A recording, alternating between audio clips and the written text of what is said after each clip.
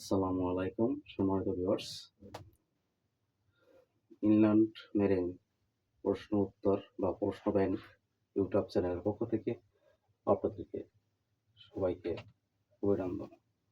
আশা করি সবাই ভালো আছেন, সুস্থ আছেন। আজকে ইঞ্জিন সাইট নিয়ে আলোচনা করব। টার্বোচার্জার কম্প্রেসর সাইট ফুয়েলিং ময়লা জমা দেখা যাচ্ছে। সিলিন্ডার লুব্রিকেশন অয়েল কনজাম্পশন অস্বাভাবিকভাবে বেড়ে গেছে। ব্যাখ্যা দেন।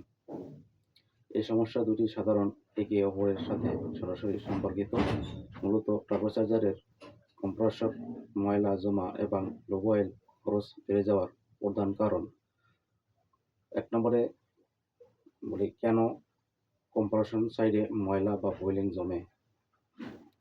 টার্বোচার্জারের কম্প্রেসর সাইডে ময়লা জমার মূল উৎস হল ইঞ্জিন রুমের বাতাস এবং গলুবাহী গ্যাস।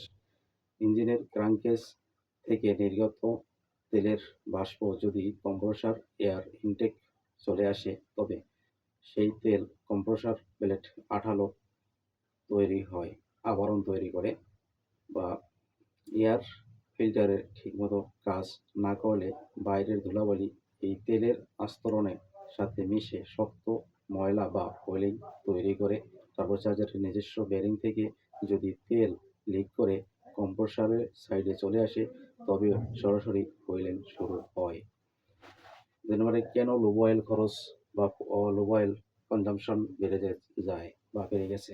কম্প্রেশন ময়লা জমার কারণে ইঞ্জিনের অস্বাভাবিক বায়ু প্রবাহ এবং চাপের পরিবর্তনে আসে, যার ফলে অয়েল খরচ বেড়ে যায়। কম্প্রেসর ব্লেড বা এয়ার ফিল্টার ময়লা হয়ে গেলে টার্বোচার্জারের পর্যাপ্ত বাতাস টানতে পারে না।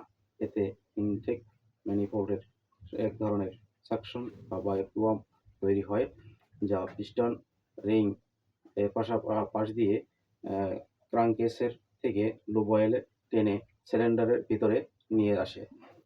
এই লো অয়েল কম্প্রেশন চেম্বারে পড়ে যায়, ফলে লো অয়েল বা তেলের লেভেল দ্রুত কমতে থাকে। অসম্পূর্ণ দহন, পর্যাপ্ত বাতাসের অভাবে জ্বালানি ঠিক মতন পড়ে না।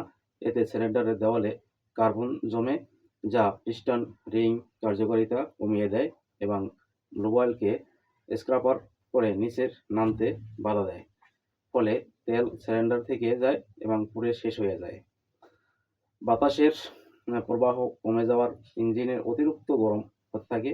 উচ্চ তাপমাত্রায় লো অয়েলকে সঞ্জত্রা বা ভিসকোসিটি কমে যায়, ফলে এটি সিলিন্ডারের লাইনারের পাতলা হয়ে যায় এবং সহজেই উড়ে যায়, কারণ লো অয়েল খরচ বা লো অয়েল কনজাম্পশন পর্যাপ্ত পরিমাণ বেড়ে যায়। আশা করি প্রশ্নটা বুঝতে পারছেন।